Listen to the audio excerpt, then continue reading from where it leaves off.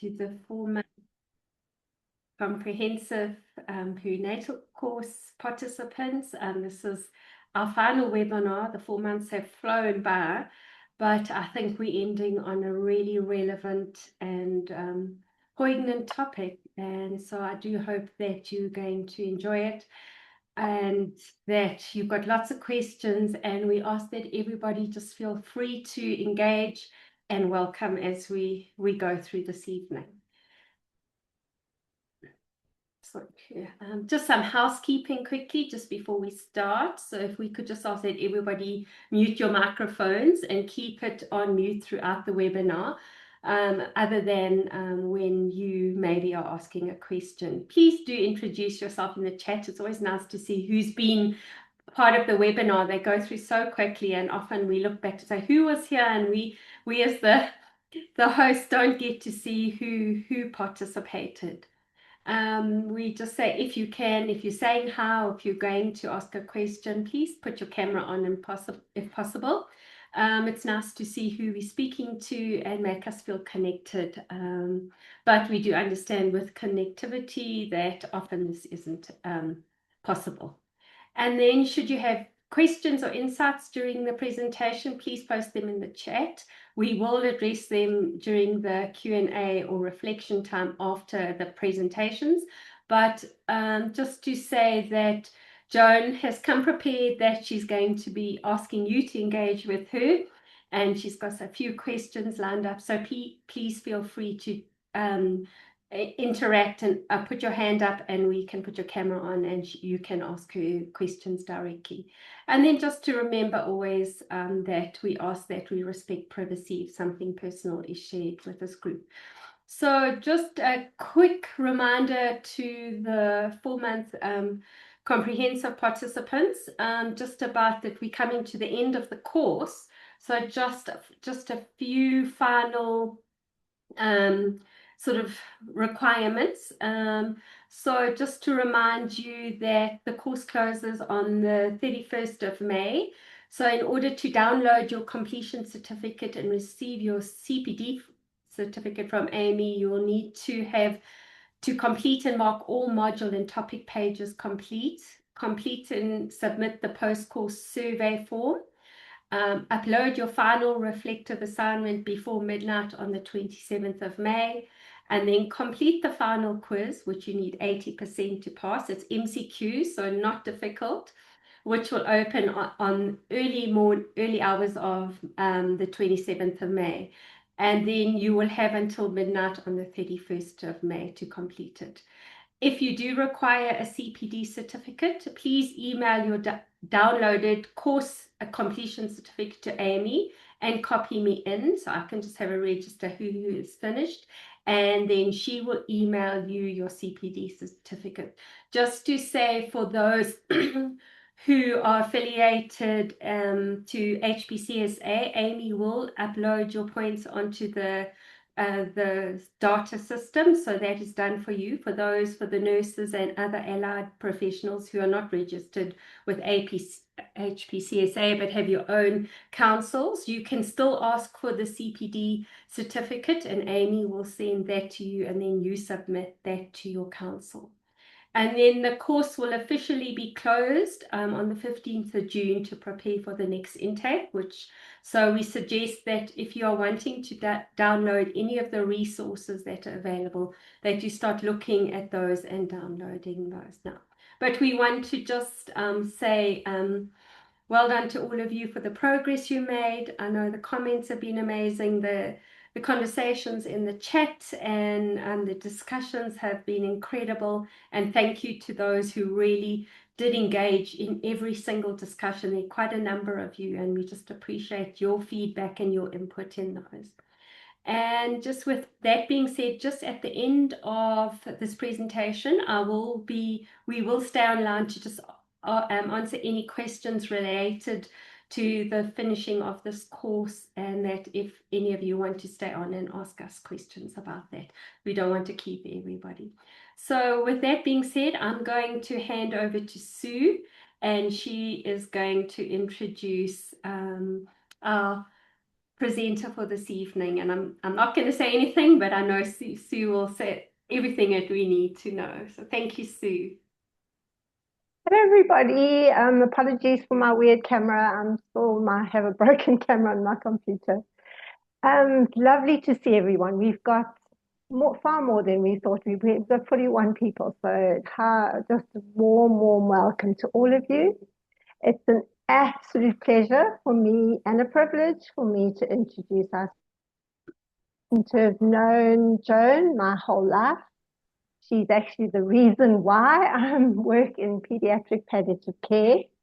And we've been working with a journalist recently who is writing an article on the lack of access to pediatric palliative care. And I introduced her to Joan. She came back to me and she said, wow, I need to do a whole article on Joan, or maybe write a book or 2 books. So I think that just gives you an indication of everything that Joan has done. If you've read anything about palliative care, pediatric palliative care, particularly in South Africa, but also globally, it's highly likely that Joan's name would be on that research or on the paper or in the book. And also to say, Joan was also one of the authors of the collaborative definition on palliative care that you'll find on the IHPC website.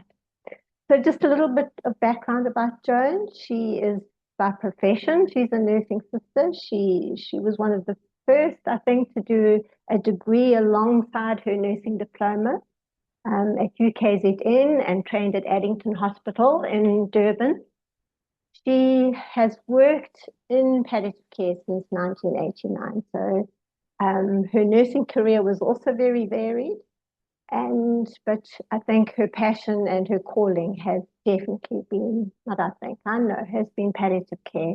She established Sunflower Children's Hospice in Bloemfontein in 1998, right at the time, particularly of the HIV pandemic in South Africa, where it was definitely really, she just saw so much suffering and she knew that children also needed palliative care.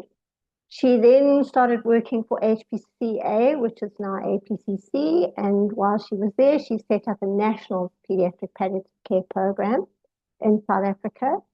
Then just that wasn't enough for her, so she went and co-founded the International Children's Palliative Care Network in 2005 and became the first chair, and then later the CEO, and is now a global ambassador for that charity. She is the co-founder of PatchSA, which is the Palliative Care in Humanitarian Aid Situations and Emergencies, is on the executive committee of that organization and leads on advocacy, and a large focus of her work at the moment is in that space. She's also the vice president of the Elizabeth Kubler-Ross Foundation Global. She co-facilitates the EKRF South Asian Fellowship Program. She's, on top of that, an honorary consultant to the Center of Palliative Medicine at the Kharkiv National Medical University in Ukraine, and is seen as a hero amongst the palliative care community in Ukraine.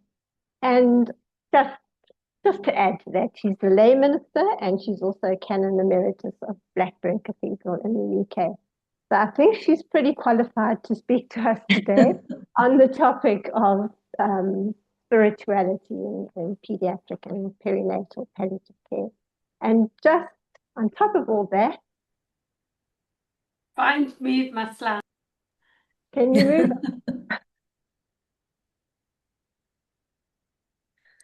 She happens to be my sister, which is why I've known her my life, and the reason why I work in the field. So this was taken last year when because she lives in Bloemfontein, we don't see each other very often.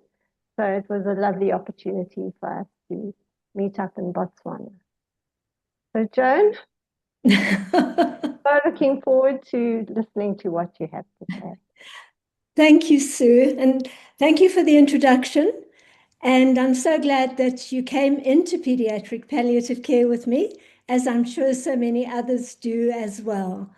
And it's lovely to be here with everyone. as you gather, I'm a sort of elder in the field of palliative care and very much Sue's older sister. And so thank you for this invitation.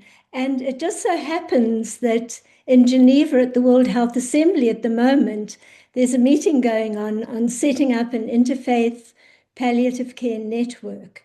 And I happen to be on that particular group. So I've hopped off to spend time with you. And I think it fits in very well, coming to talk to you about spirituality and perinatal palliative care.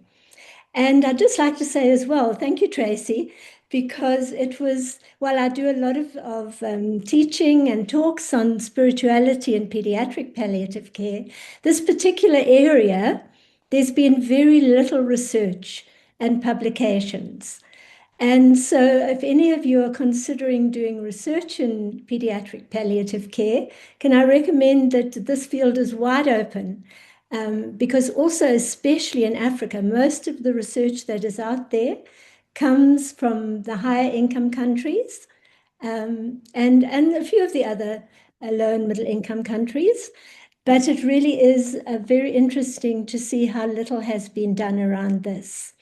And as this session is to connect and reflect, I'm hoping that you will interact as I'm speaking, and I've got some questions, I've got some times when I want you to think about spirituality. And so we're going to look about, first of all, we start with spirit, because that's the basis of spirituality, and where does it come from?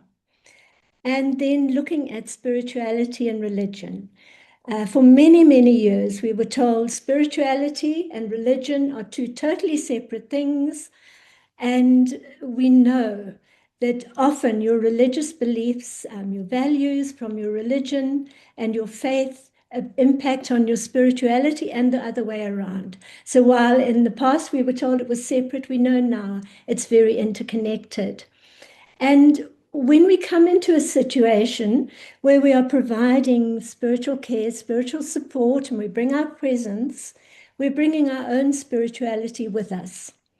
And so as we come with our spirituality, we come with all those things that impact on us, our faith, our beliefs, our culture, and also the impact of society. And so when we come into this field of perinatal palliative care, where we're working with the baby, the parents, the family, the healthcare practitioners, and the community, all of these things we need to be aware of are influencing us and are influencing the parents that we are interacting with as well, and the other healthcare practitioners. And then I have a few case studies that I'd like us to interact on, and they come from Sunflower Children's Hospice. I have the relevant permission to do that. And Tracy is very kindly doing the technology for me today. So next slide, please, Tracy.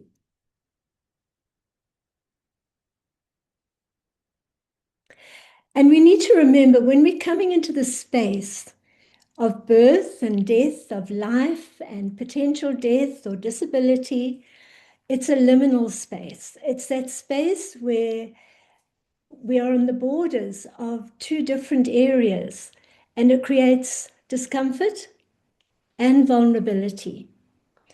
And so we need to look at the existential questions about life, about death, about their spirituality. And they may many times question their own religious beliefs. So this is a very fragile time. It's fragile for the people that we're dealing with. We're dealing with a very fragile time of life as well. And we're also dealing with our own discomfort, because so many people say to me, I'm okay with the clinical, with the emotional, I can manage that. But when it comes to spiritual, I don't quite know what to do. And so hopefully by the end of this session, you'll feel more comfortable with spirituality and spiritual care. So next slide, please. So what is spirit? And where is it? We pretty much know how the body is composed. We can scan it. We can see so much of it, what is happening. We know where the emotions come from. but we also know that they are impacted by what's happening in our body and what's happening in our spirit as well. But if I were to ask you, where is spirit? Where would you say? And I'd love you to put in the chat if you have any thoughts on that. And what is spirit? So I'm just going to give a couple of moments in case anyone would like to put something in the chat. And I love this picture. Isn't it odd? We only see the outside, but nearly everything happens on the inside. And so it's not, we can't see it with our eyes, but we can feel it, we can experience it. So next slide, please. And so ask ourselves these questions. When does it come into this body that is developing inside the mother? Is it inherent in us from the time of conception? Does it come into our bodies at birth or before? It's non-physical, we know that, and metaphysical, something greater than we are. But some people say, but it must be biological. If it's within us, it must be placed somewhere within the body. And does it embody the core of our consciousness, or is it our breath that does that? And our emotion and our will. And for some, it's the source of life, of making us whole, and our feeling with connectedness. And so thank you for what you're putting here. We are spirit. We are a drop in the ocean and the entire ocean in a drop. That's beautiful, Nadia. And I think spirit refers to our soul, the part that lives before and after the death of our bodies. So it connects us to before life and after life as well. And I think that goes into the next slide, where Pierre Teilhard de Chardin said, we are not human beings having a spiritual experience. We are spiritual beings having a human experience. But we all have different views on that as well. There are some people say that, and Teilhard de Chardin believed that the world was evolving and it was a spiritual evolution. And so we are just part of this great spiritual development in the world. So we all might have different beliefs. Our religions, our faith might give us a different story. Some say that it happens at conception that the spirit comes in, others at the time you take your first breath. Others say that, well, it comes when that baby develops, because how can they be a spiritual being when all they can express is their physical needs? But so we don't know. That's the basic answer. We have ideas. We think we know what it is, but at the end of the day, we don't know. So maybe one day, when we evolve to a higher plane, we might then find out. Next part, please. Next slide. And from the beginning, our early pioneers recognized that spirituality and spiritual care is really so much part of what we do and who we are. And so we have Balfour Mount, who coined the phrase palliative care. He said, after the control of pain and symptoms, the most important role that we have is to facilitate the discovery of meaning. And when we go over to the definitions, meaning is so much of spirituality. Cicely Saunders, who of course gave us this total pain, total concept of palliative care, body, mind, and spirit, she said spiritual care is not an optional extra. And we often show our spiritual care by providing excellent clinical care. And Elizabeth Kubler-Ross, who celebrates her 100th birthday in heaven, this year, she said, spirituality is a universal human capacity, and unconditional listening, authentic presence, and hope are essential parts of spirituality. And so if we're doing palliative care and we're not doing spiritual assessments, planning, and care, and review, then we are not really doing palliative care. And I think, Willem, thank you. I feel that spirit can manifest through emotions in our body. Yes, very interrelated. Sometimes it's a warmth in the chest, sometimes a shine in the eyes. Maybe it can be viewed as an invisible cloak, which people can sense without seeing it. That's a beautiful way, and it fits into the concept of pallium, the cloak. And, you know, a child will sometimes say to me, my heart is sore. And so I think in that time, it's a spiritual expression, and they've identified a part of their body. But I think those are all beautiful. So thank you so much. And so next slide, please. So let's look at the definition that is most commonly used. And this comes from Christina Pachalski and the George Washington Institute for Spirituality in Healthcare. And they do amazing courses that you can actually register for twice a year. And I know Chitta from India is registered for the September course, and they're usually very generous with their bursaries as well to do the courses. But this is what came out of a large group of people who worked together on a definition. So spirituality is a dynamic and intrinsic aspect of humanity. So it's something that is changing, that's evolving, that's growing, but it is also intrinsic. It is within us, through which persons seek ultimate meaning, purpose, and transcendence. And that's that sense of being that goes completely beyond the limits of ordinary material experience and experiences relationship to ourselves, to our family, to others, to the community, to society, to nature, and the significant or sacred. And we express it through our beliefs, through our values, through our traditions and practices. And this is a very practical definition. If you take all these different elements out of it, you can develop your own spiritual assessment plan. Because we can ask an adult about what gives meaning to their lives, what makes them happy, what gives them a feeling of fulfillment. What do they feel is the purpose of their lives? Do they have one? Many people will say, I don't know, especially as they get older or they live in abject poverty.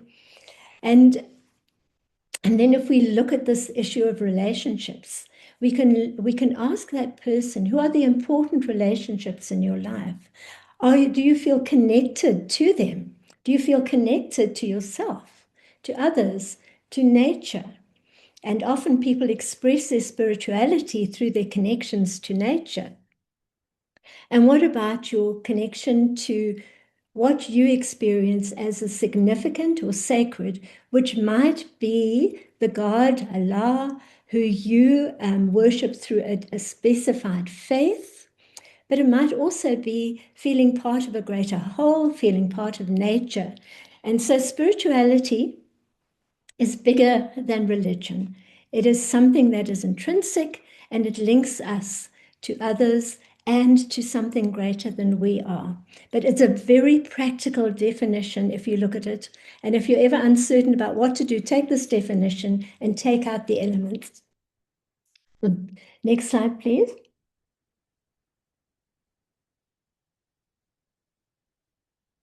And this is also a lovely definition and also very practical that you can use. And a lot of people like to use Mark Bartel's explanation.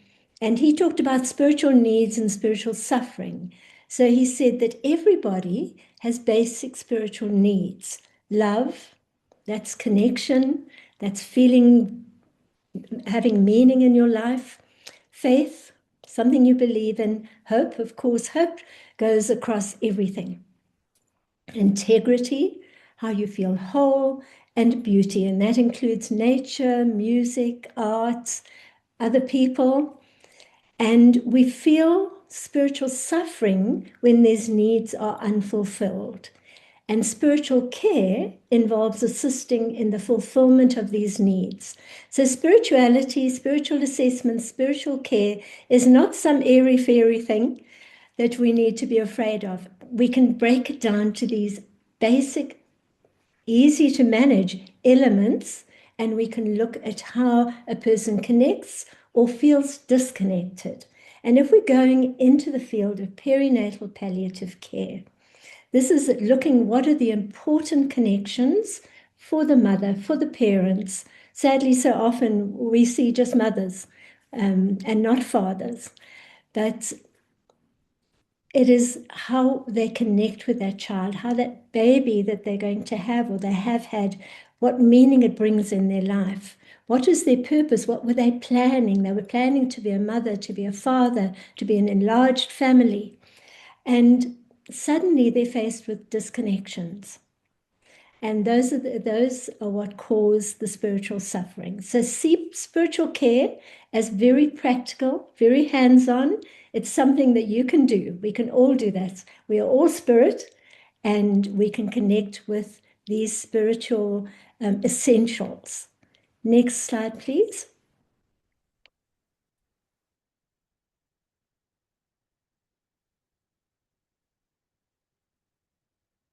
Right.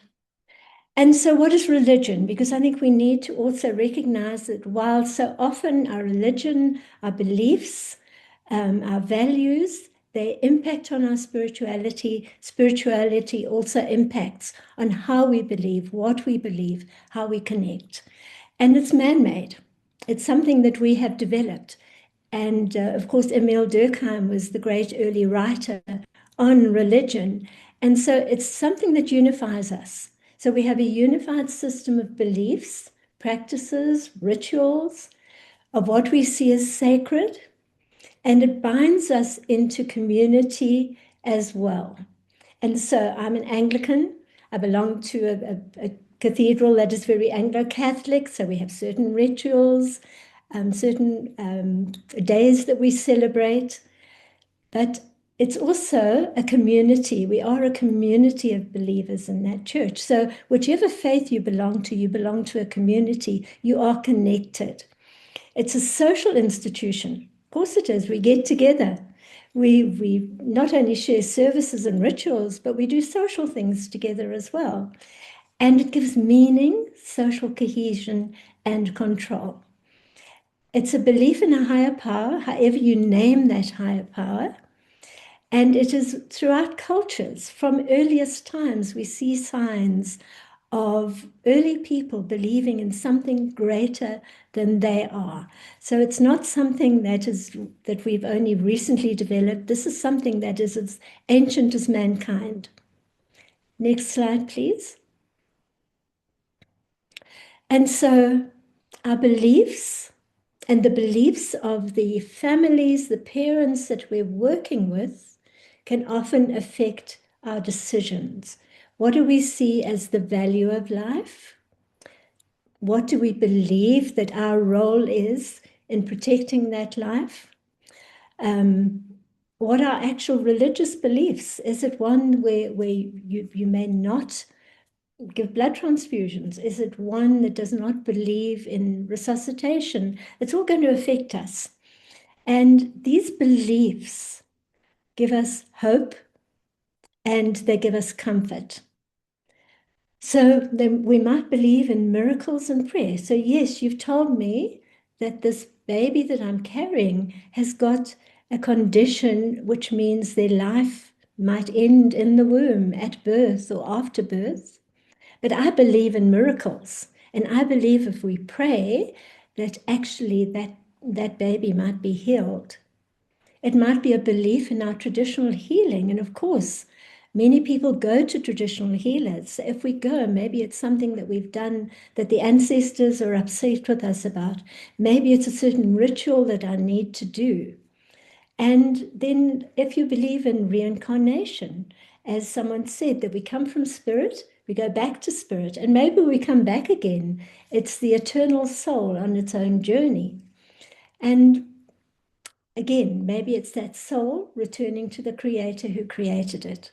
So our beliefs differ, but all of these beliefs give us hope and optimism. And we need to recognize that the parents of this baby, even though our knowledge and our skills tell us that this baby cannot live for very long, this baby may die before birth. I think even within ourselves, we carry that hope as well. Next slide, please. And so we have to begin by finding out about this family's spiritual and religious history. Now, we do have a variety of tools that are there. We need to find, when you're working with a tool, and none of them are perfect for this particular time in life, but they can give us a framework. So we have the FICA, which is a validated tool that comes from the George Washington Institute. And so the F is for faith or beliefs, what's important to them. They might say, no, I'm not a believer, I don't have a religion, but what's important to them? That might be walking their dogs in nature.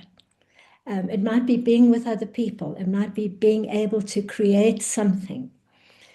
And then if they do belong to a faith or beliefs, how important is it to them? Many people say, oh, I'm not religious, I'm not terribly spiritual. And others might say, it's very important. It's very important. It's going to impact on the way that I make a decision. And then the C is for community. Do you belong to a faith community? Because we're looking, again, for connections. Where is their source of support? This is a time of tremendous spiritual suffering, emotional trauma. So where do they go to for support?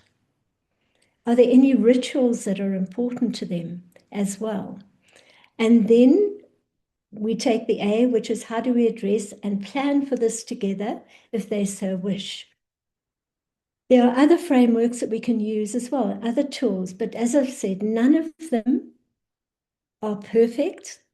They all have their limitations. And what the best thing to do is for you to find one that you can adapt and that you feel comfortable with using. Because if you're not comfortable with using the tool, then it's going to come across. And actually, when we're doing this spiritual history, it's not an assessment, it's the beginning of a framework for assessment. We need to be comfortable. We need them to be comfortable as well. We might use Bartel's framework and take it. What do they feel is the source of love? What do they find is beautiful? All of these things, but you can make up your own as well. But they all tend to cover the same elements, but in different ways. So next slide, please. So we look at the hope. Hope, the H, is a source of comfort. The O is for organized religion. Again, do you belong to a faith group? Is it your community? What are your personal practices? Are you someone who in the morning maybe reads your Bible, says a prayer, lights a candle? Are you someone who just sits and has your coffee and enjoys the birds singing and nature around you? And will it affect decisions that you make in your medical care? And so, again, it's a history tool. It's getting for you the basics of an understanding. It's only the beginning of understanding. We're all in this fragile situation, this liminal situation, but we need to find commonalities that we can understand. Next slide, please. And so if we do it and we bring our presence, we bring our spiritual being, and we do it with empathy for their suffering and gentleness. I think gentleness is always so important. If you're sitting there, all our communication skills that you've done, because it promotes a connection between you where they trust you. It's building that relationship where they feel they can talk to you. And it shows that you recognize them as a unique person. They're not just another parent having another baby. They are unique in their own situation. And so it builds their feeling of self-worth. Because so many people have said to me when they hear they're going to have a child who's got some kind of anomaly, or they have a child that they feel guilty, they feel different to other people. They just don't have that feeling of valuing themselves. They feel they must be the cause of what has been happening. And of course, for legal points of view and for record keeping, it gives you a document to show that you are doing proper assessment history taking, and planning. And that's, of course, is very important for us in healthcare. So next slide, please. There's also a spiritual strategies coping scale. And this is something that you can, if they're uncomfortable with talking about it, and it is available in a number of languages as well, is they can evaluate it themselves. And then you can ask them, do you mind sharing it with me? Do you feel comfortable about that? And it opens your discussion as well. And again, it covers religious coping and non-religious or spiritual coping, which is maybe nature focused as it says here. So it's something that we don't see being used all that often, but actually it is quite valuable, and it's a good thing to take for yourself because we're bringing our spirituality into the situation as well. So next slide, please. So where do we begin? We begin by nurturing our own spirituality and spiritual well-being. Are you a spiritual person? Of course, we all are spiritual people. We're working with people. We care about people. So our spirituality is probably actually a very, very important part of our self-understanding. But are we nurturing it? Or are we so busy and we're so tired and we have so many things happening at the same time? We think, I must do that. I must take time for myself. I must take time to go for a walk. I must take time to do some breathing or other exercises, or read whatever holy scripture is important to you. And so I'm going to give you a few minutes just for personal reflection. I want you to review, to go back when you were first aware of your spirituality and your meaning. It might have happened when you were very young. Where did it begin? Was there someone who was a mentor, somebody who actually walked alongside you, someone who gave you an awareness of your own spiritual being? And with your spirituality, with your understanding of what gives you meaning, your belief system, what are you bringing into the situation? And again, how do you nurture your spirituality? So I'm just going to give you a couple of minutes to think about that. You might want to put something in the chat, but you don't have to.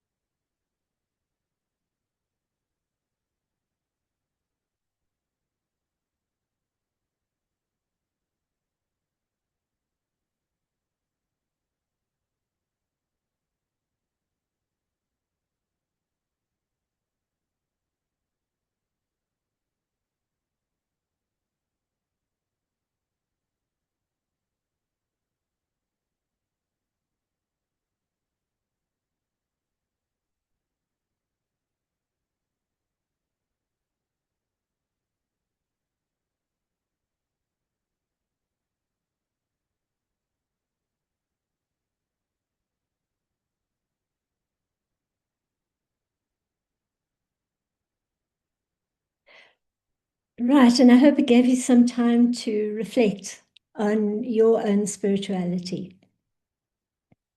Can we have the next slide then, please?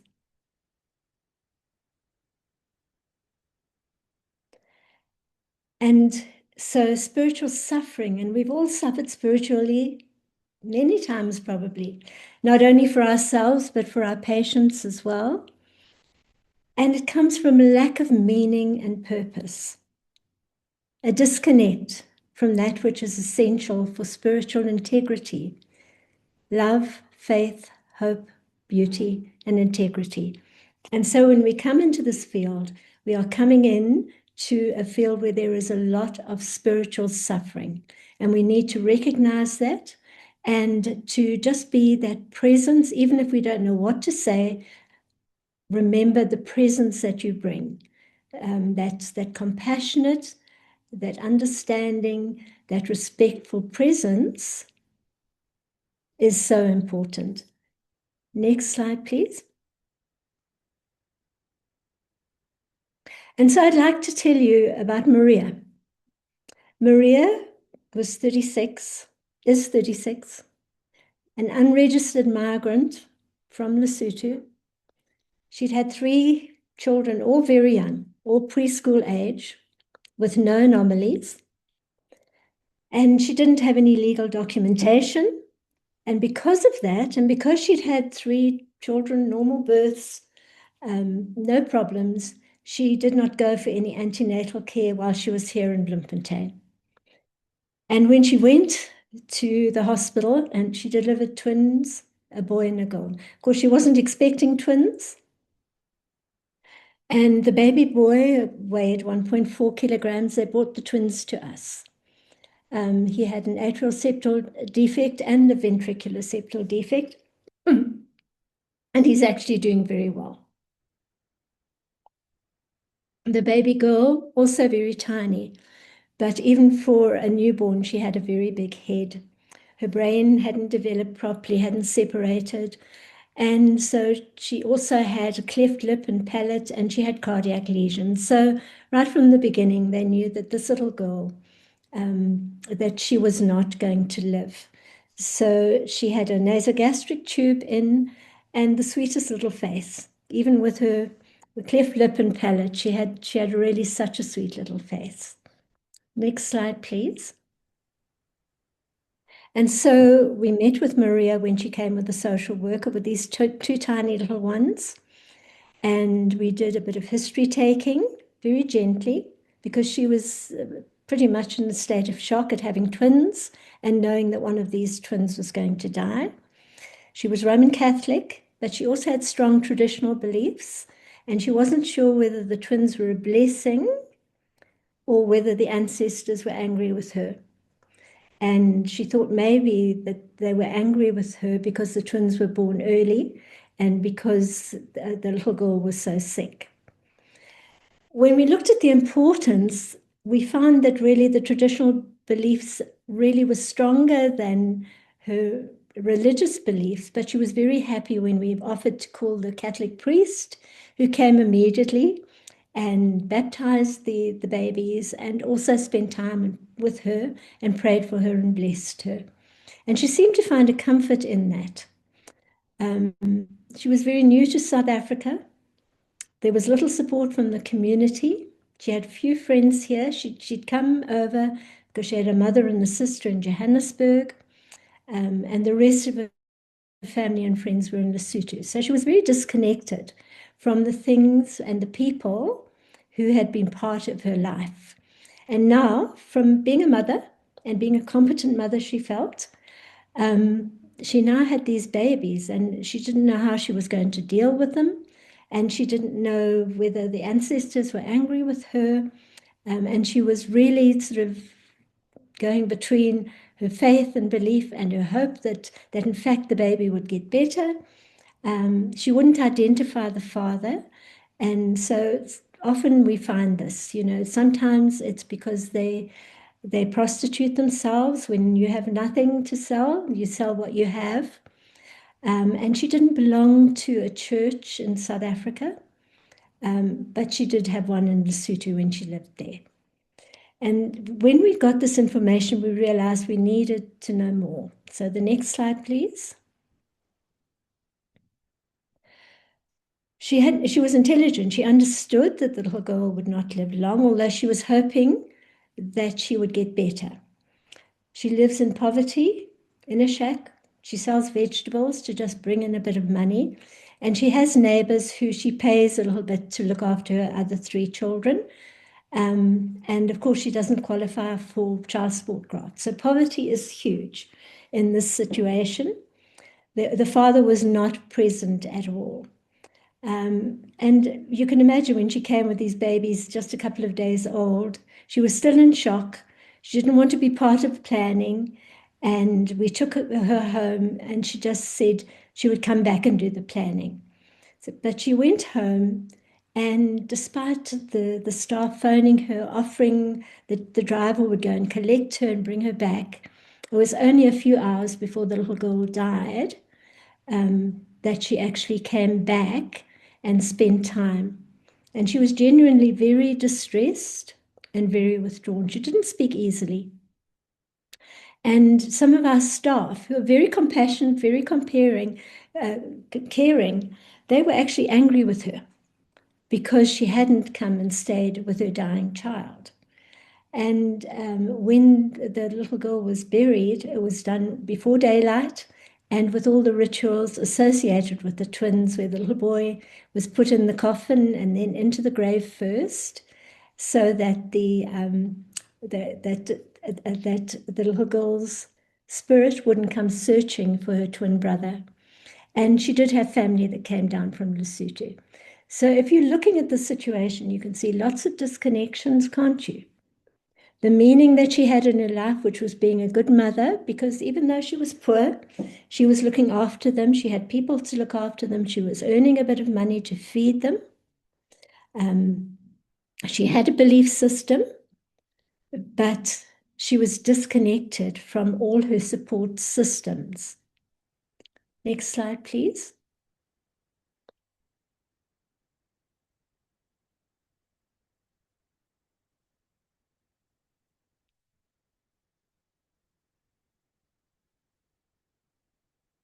So what would you say? And please just put in the chat anything you think, or if you want to talk to it, that's fine as well.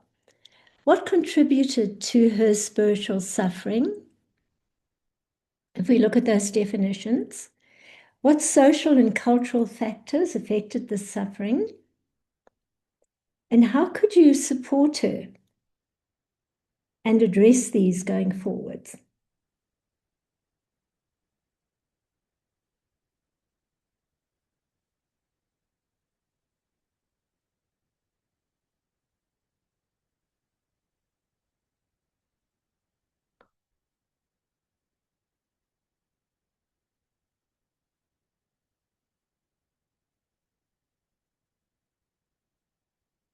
So I think if we look at her suffering, as we've spoken about, the disconnection, her purpose and her meaning in life was to be a good mother, and her hope had been to have a baby that would be as healthy as her other 3 children, normal birth, healthy children, and somehow she would be able to look after them.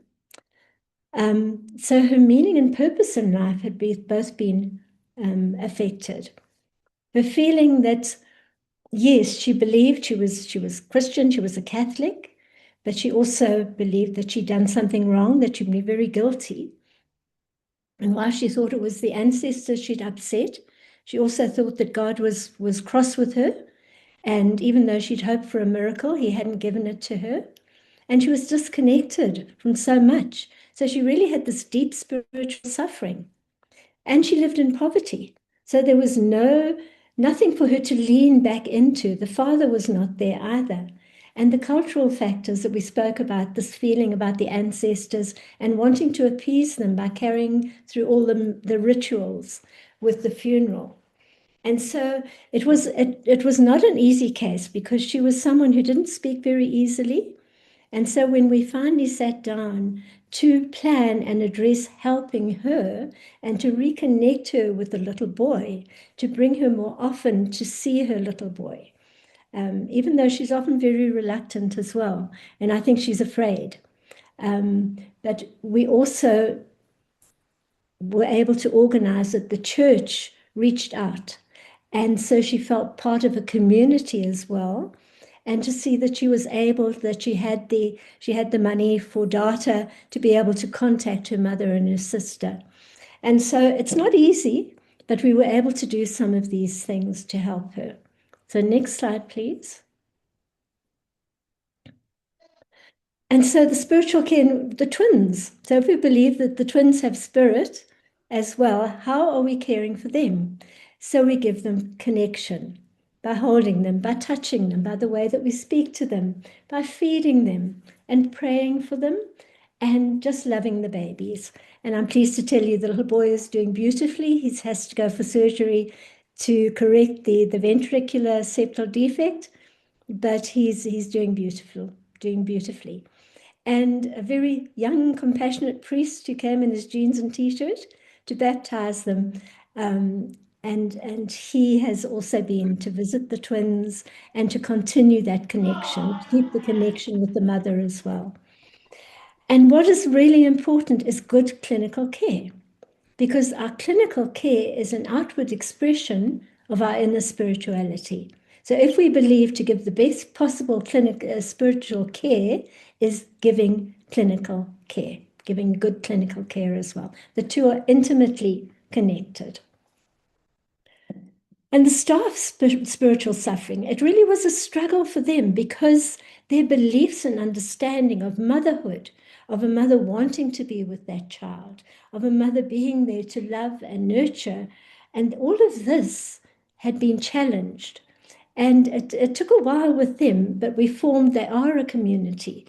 They've worked together, many of them, for many years, and to bring them back into that formal group where they felt part of community, where they felt they could express their spiritual suffering, in fact, has been effective. And they have gone back and said, why were they feeling angry with the mother? Because they felt that in that situation, they would have wanted to be with the child, but getting them to understand that maybe she had to go and sell a few vegetables to be able to care for the other 3 children. It took a bit of time, and yet these were very compassionate, long-standing staff members who later on said they were quite shocked by their own feelings towards this mother. Next slide, please. So what do we bring in there? You know, we often say we can't do this into spiritual care. That's the role of the priest, the imam, the rabbi, the pastor, the traditional healer. But actually we bring into the situation ourselves. Compassion, not judging, being a visible, accepting presence. And this is where people so often say to me, but what if they belong to this faith and I don't agree with it because I belong to another faith? That's where spirituality is greater than the faiths. Spirituality, as we said, it's about meaning and purpose and connection and transcendence, something greater. And if we recognize that in all the belief systems, then we will be very gentle towards a faith that we don't feel is all that compatible with our own faith. Good clinical care, as I've said, this is a spiritual action. So we need to have all the knowledge that you've been gaining in the training that you're doing, the skills that you have to provide care for these babies, and gentleness. I really can't emphasize gentleness and kindness enough, because I think if you just bring those in, if you don't know what to say, just be gentle, just be kind, just be compassionate. And often it's that they'll remember. They won't remember the words that you said, but they will remember your presence. And to be aware, like my staff were, to be aware of the fact that they had been angry with the mother and how they had to deal with that. Next slide, please. And the structure. So we can answer the questions they ask. Maybe we can. Often there is no answer. Why me? Why am I being punished? What have I done? There's no real answer to that. But we can be present. We can accept that. We can explain about the illness. And we can say to them, but we are here. We are going to do this to help your baby and to be here for you if you just need to be with someone who cares. We can help prepare for the future with advanced care planning, with the care plans that we develop so carefully, with our presence, our availability, with the history that we take, which gives us a greater understanding, and again, how we build trust by being competent clinicians as well. Next slide, please. We can document the disconnections. And this is what I often do. I give them a diagram like this, and I say, fill in what is important to you. What connections are important? And then just like in a genogram, we can mark where they feel disconnected. And then we know they might still feel very connected to God, but they might feel their dreams of the future. They've been shattered. because all the dreams that they had of having this little boy who would grow up and play football with their fathers, that's gone. And not feeling normal.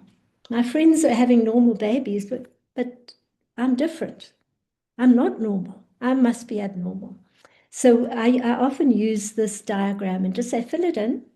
And then we'll look at the disconnections, the connections, the strong connections, and then we know what we've got to work on. Next slide, please. And it must be integrated, of course, into the perinatal birth and care plan. And I think a chaplain is absolutely, whether you call them a chaplain, whether you call them a spiritual care professional, whether you call them a pastor, whatever name you give them, we call them chaplains, is an essential member of the interdisciplinary team.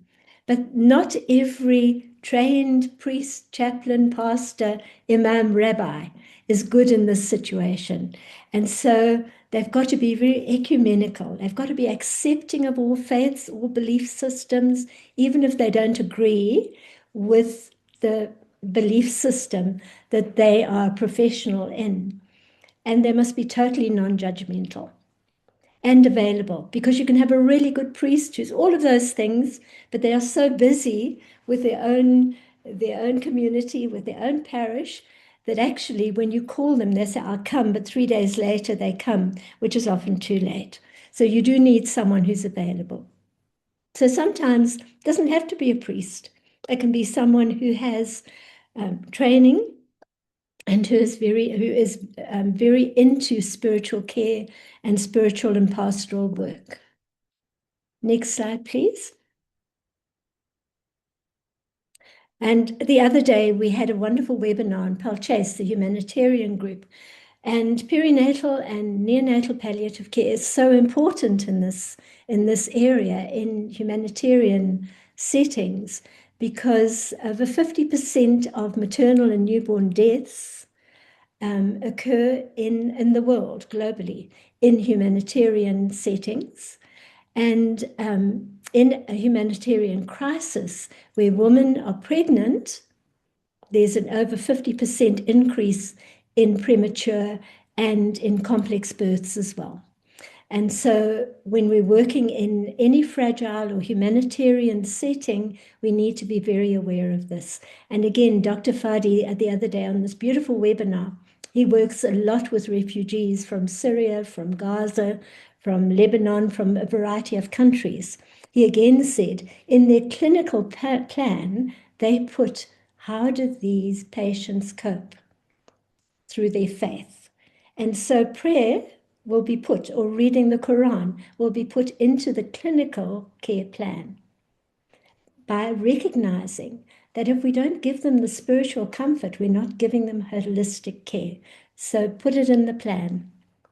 Next slide, please.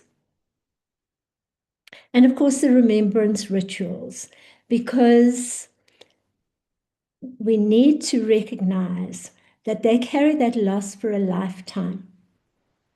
And so anything that gives them a memory of that child is important to them. So when we're doing the planning is to, even if that baby is stillborn, take a photograph, do a little footprint, a little handprint of this hair, maybe a lock of hair, something that they can carry with them. But we also need to remember that not every baby is wanted. And so for some women, it might be rape, it might be poverty, but actually having a baby that dies in uterus, there's stillbirth, or a baby that dies soon after birth is not such a sadness.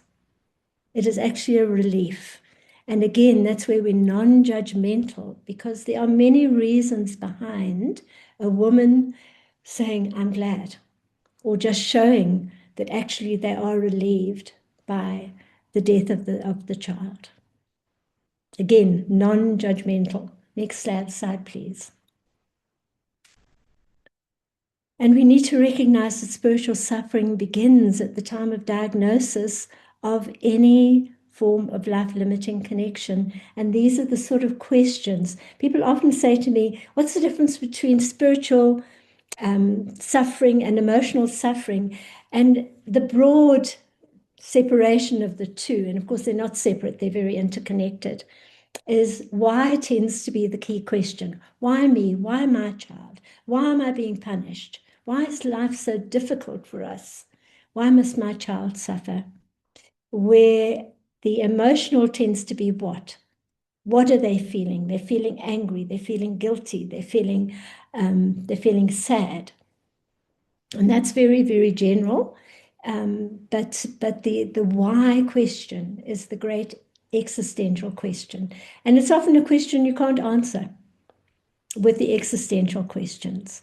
Because why me? You know, it's no good saying, but it happens to some people. We don't know why. That's not comforting, not at all. Why my child? Well, you know, you have a genetic history. That's not helpful either. So we need to be careful how we say. And I usually say, I really don't know, and I wish this wasn't happening. I really wish that your child would get better. I really wish that it wasn't happening to you. I wish I could do something to help you and support you. And rather than trying to answer the question, we go with the I wish. Next slide, please. And then we have baby Jacoba. She was the third child of a young couple. I'd nursed their beautiful little baby with spinal muscular atrophy type 1 at home care. And they had until she died at 15 months, and they had a son of 4 with no health problems. Sadly, when she fell pregnant again, the mother, they identified that the child she was carrying, a little girl, had multiple heart abnormalities, and this child would probably die before birth, be stillborn, or die shortly afterwards.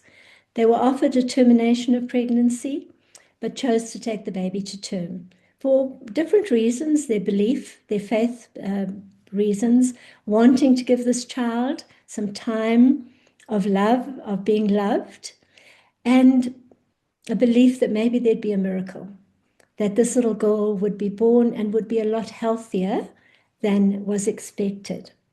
She was born at 36 weeks. She lived for 5 days. She was loved by her parents, her brother, the grandparents.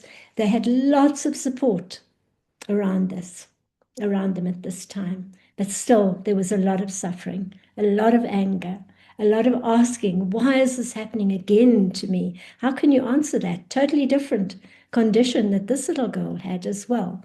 So there was, even with all the support they had, all the connections they had, there was still this suffering. Next slide, please.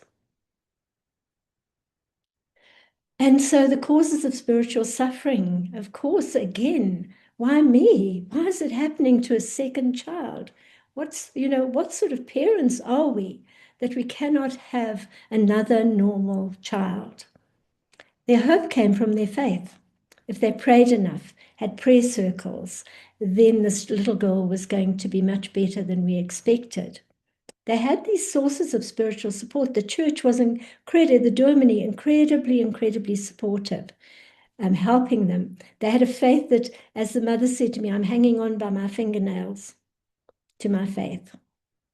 And so we had to, in all of the plans that we made, the antenatal, we had to be prepared at the birth and in the post-birth. How was this mother and father going to be supported? And of course, how are we going to support the spiritual distress of the older brother? He was 6. He remembered his one little sister who died, and now there was another little sister who was going to die. So next slide, please.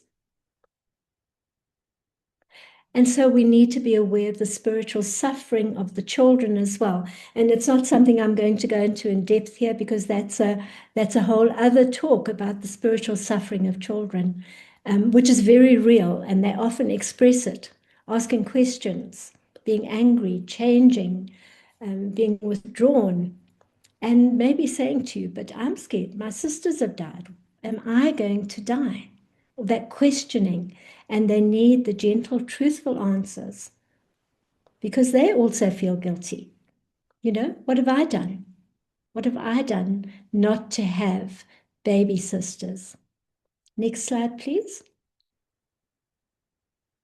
And what we can do, of course, is to accompany. They're facing this great, overwhelming situation. They don't understand their children. We can be that constant, comforting presence that they feel safe with.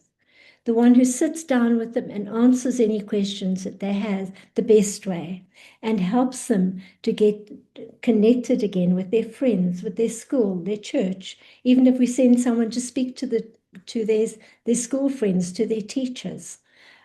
So we need to recognize, first of all, their suffering before we can deal with it. Next slide, please. And allow them to express themselves. It might be through art. It might be through, I love this poem. Dear God, I love you because you give us what we need to live. But I wish you would tell me why you made it so we have to die.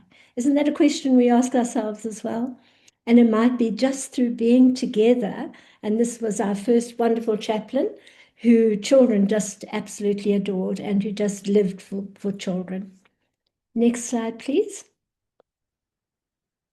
And so just to share my story, so I come to you from having learned about perinatal palliative care, neonatal palliative care, children's palliative care, having taught it, being someone who's active in my faith. I had my very first baby. This was going back a long time, before the time of Sonas, when if you were healthy, you went to your GP, and I happened to have a wonderful older GP, and he had a new partner who was very inexperienced, but was very, very sweet. And so when my baby was delivered, a little boy called Mark, he had anencephaly. Totally unexpected. We didn't know. We weren't prepared at all for this. And of course, so I know the existential suffering that I went through there. And having learned about pediatric palliative care, I know that everything that was done at the birth was, we would say, was wrong. And yet my memory of that time, I remember the sadness, and that's why I can say to you that the loss remains through your life. This is over 50 years ago. When I remember that time, I remember the kindness. I remember the chief matron who came every day to see how I was, my professor of nursing who came twice a day, the chaplain from the hospital, the professor of obstetrics who didn't know me and who came in every day to check on me. And when I had my son, my second son, Garth, all of them came to visit me again. They remembered me from 2 years before, and they came back. So I just want to say to you from personal experience, when you don't know what to do and you don't know what to say, just be kind, be present and be kind. So next slide, please. And Elizabeth Kubler-Ross, she wrote this beautiful letter. It's called the Dougie Letter, a letter to a child with cancer. And I do encourage you to read it. And she said to him, some are like flowers. Children are like flowers. Some bloom only for a few days. Everybody admires and loves them as a sign of spring and hope, and then they die. But they have done what they need to do. They have brought meaning and purpose into life, even for a short time. And so thank you for listening to me. If you have any questions that I can answer, I'll try to answer them. And I've done a lot of work in India, and one of my favorite greetings is Namaste. The spirit in me greets the spirit in you. So thank you. Namaste. Thank you, Chitta. So good to have you with us.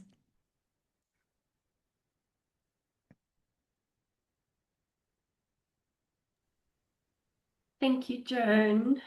That was just such a wonderful presentation, and I think there's always the question about what is spiritual care, how can we provide it, but I think you just really brought it together just to say how practical it can be. So I think I'd like to just say to anyone, please, if you've got questions, please feel free to ask Joan or comments. We'd love to hear. I'm sure she would love you to interact with her. We have got some time. So please put up your hand or unmute yourself, and you can ask the questions that you have. So go ahead.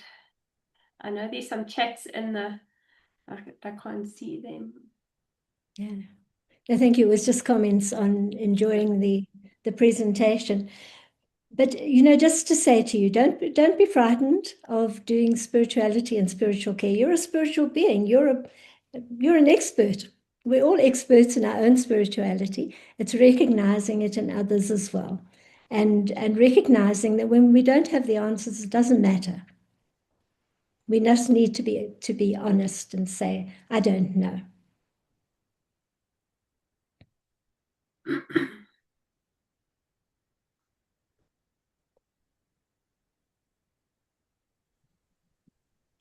Thank you very much, Tracy. It was an informative discussion.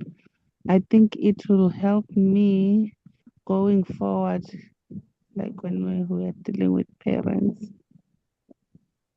Thank you very much. Thank you, Patience. Yeah. And I think it's just to remember that parents and they react differently as well. And often the mother and the father react differently.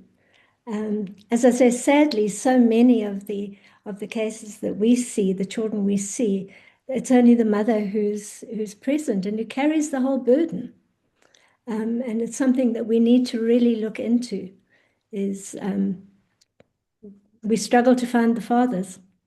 In fact, we get quite excited at Sunflower House when we actually have a father who comes to visit the children. And it shouldn't be like that. It really shouldn't. And we don't know the background. We don't know the background. As I say, when you sell your body, it's because you've got nothing else to sell in many cases. So there's never judgment, and rape, of course. And that's so often when the mother is actually grateful, relieved when something happens to the baby. And they can blame it on someone else as well and say, right, it's because of this man who raped me, this came from him. So it gives them a sort of a source for them to be angry with.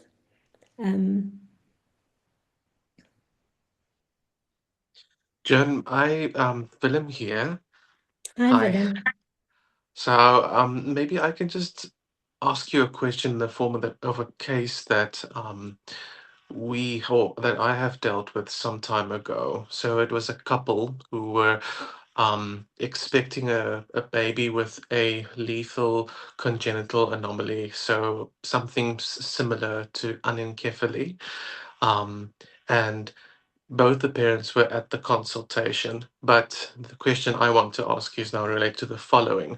The parents had different religious views, and the mother wanted to proceed with a medical termination of pregnancy because she doesn't want to go through the severe trauma that's going to happen of having the baby until full term and leaving the hospital with nothing. But the father felt that they need to do some additional prayer and workup. So I would love to hear your thoughts of how you would engage or how you would approach a case where you have parents with differing religious beliefs. Yes.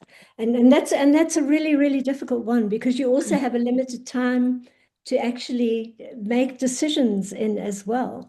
And that's where I think you need the professionals to come in. You need a pastor or somebody who is well trained in this.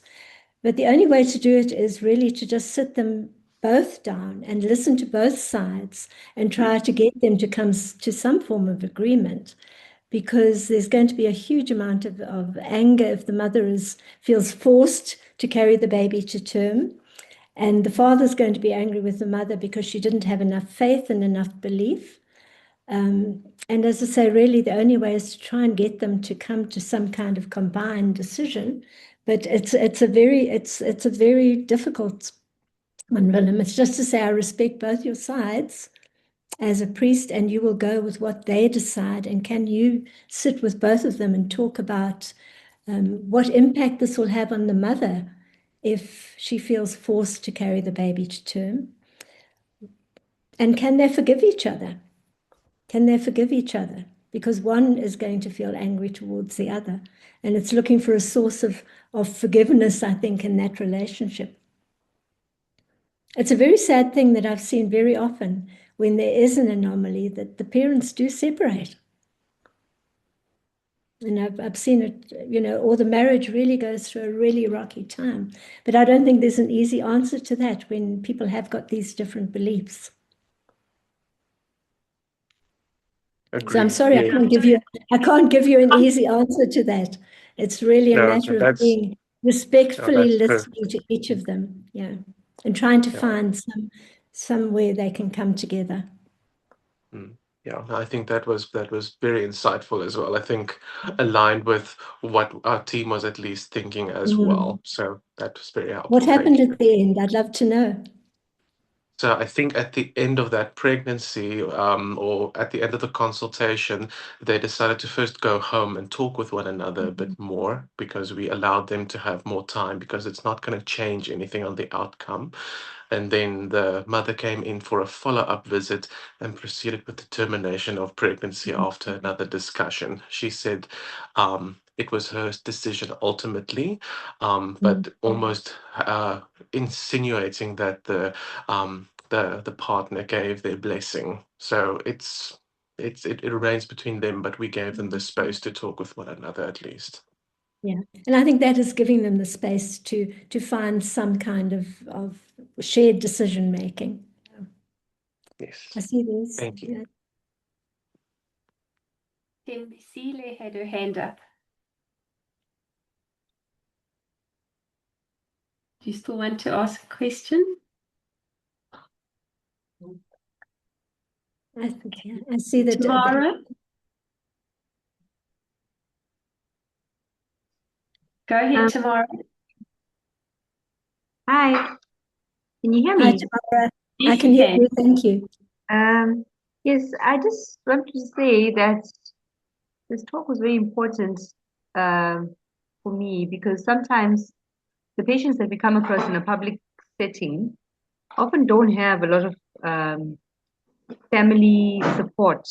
Lots of people are orphaned, or their families are far away, or Yes. there's a lot of there's a lot of gaps in the family unit. So I feel like remembering to ask the question about spiritual support is very important, because in times when the family might not be able to come, or might not even want to come because of disconnect in the family, there's like a whole another set of resources in terms of people that would actually be available to come in. Sorry, that might be available to come in and give support to the Yes. yeah. So I think sometimes we may forget that, because oftentimes we're looking for people to come in and we might not get the family members. But if we remember to ask, like, which belief system they belong to, do they belong to a faith community, we might get more help for the parent that's going through a tough time. Yes, and I think that's where, like, being with the hospices have an advantage, in that they can have volunteers who become the link person when they don't have much support. Yes. Thank you. Yeah. And I'm looking at what Nadia has said about being a birth doula, is that we need more of those who can work in this area as well. And I like that you're an omnist. I believe that all religion and belief holds truth. Yes. Yeah. And I think that, again, it's being non-judgmental and accepting who they are. And then Jeannie, who had a question earlier that had sent it through via email, says you have basically answered her questions that she did have. So thank you, Jeannie. But the different belief systems, yes.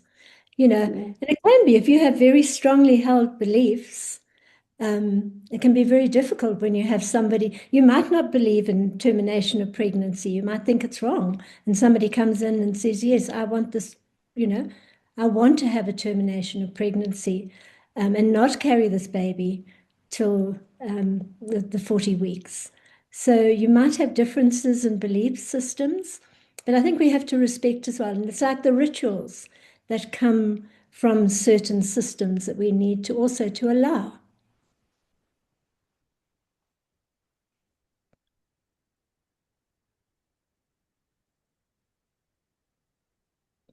And I think, I think that was Nadia as well mentioning about the spiritual distress of the staff. And I think that's something we have to deal with all the time, is having some kind of staff support system, spiritual support. We find that our chaplains are absolutely invaluable working in the field of children's palliative care, because they're there for the staff, they're there for the children, they're there for the parents. And they're figures that people trust in. I'm just seeing if there's a question there.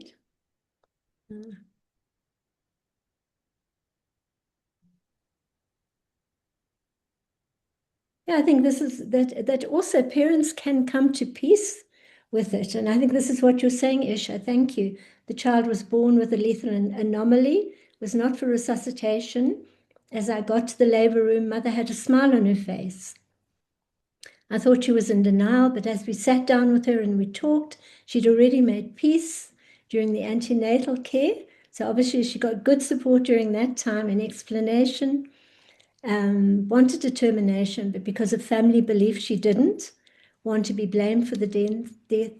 And what a wonderful mother to have continued that pregnancy, thinking of her family as well in their beliefs. But also, I think that was that connectedness to her family, which would have been so important for her to deal with the death of this child. So thank you for sharing that, Isha, and Nelia for your sharing as well. We need more death doulas, I think, and birth doulas. Sorry. Well, I think in this case it's a birth and death doula, isn't it?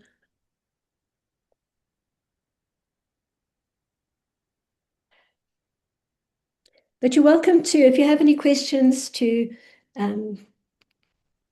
just email me. Sue and Tracy have got my email. And as I've said at the beginning, if you're interested in doing research, and certainly research in the South African or the African context, I think it's a field that is, it's just wide open for more research. Thanks. Well, thank you, Joan, so much for being present. And just to let everybody know that Joan has taken time out this evening. She's heading overseas tomorrow. I didn't quite get where you're going, Joan. I'm going to my children and grandsons in Jersey in the Channel Islands. Thank you so much for making yourself available to us for us tonight to share before you headed over. And we really do. And I honestly feel like this, for me, when you look at what's in the course, there still leaves a lot of questions, and but just hearing it and seeing it putting into perspective of the role we play in it, and that it isn't for anybody else to do, but we can offer that spiritual support just in the way that we provide our care and how we are. That's what they'll remember. That's what they will remember, is how you approach them. So thank you. And thank you everybody who took the time to be part of this wonderful presentation this evening. We thank you for the time. And yes, and to the 4-month course, all the best for the last couple of weeks. I know a few of you are scrambling to catch up and get it done. Time has flown away. So just work consistently and you'll get there. And we just want to say thank you to everybody and the comments that have come in for those doing the course and what they're taking away. We thank you for that valuable feedback. And we do know that I think everyone who participates in our course will say you really can't practice the way you used to practice. You've just got added dimension somewhere inside of you that knows you need to do things a little bit differently. So all the best to all of you as you finish the course. And then thank you to all the 9-month participants who are here too. And you are going to be doing spiritual care very soon. The course is open. So this is going to be something you are going to be doing in the next month. So I'm sure you're going to go into this, into that course with more knowledge and having the insight already before you do the course. So thank you. And thank you, Sue, for being there in the background. We appreciate it. So thank you, everybody. If you want to leave, you're welcome. If anyone has got any questions about the course, I will stay on, and you're welcome to stay on and ask me questions if you've got anything you would like clarification on. I'll wait on. Thank you. Thank you, everybody. Thanks, Thanks, everybody. everyone. Namaste. Thank you. Bye. Bye. Thank you. Bye.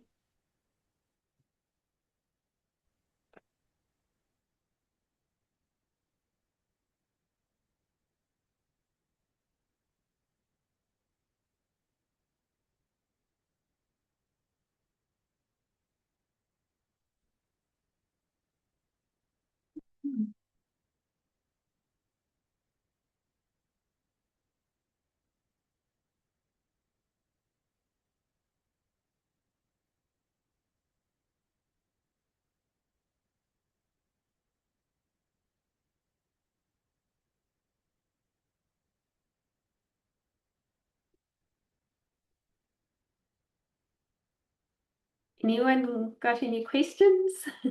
Those who have stayed on?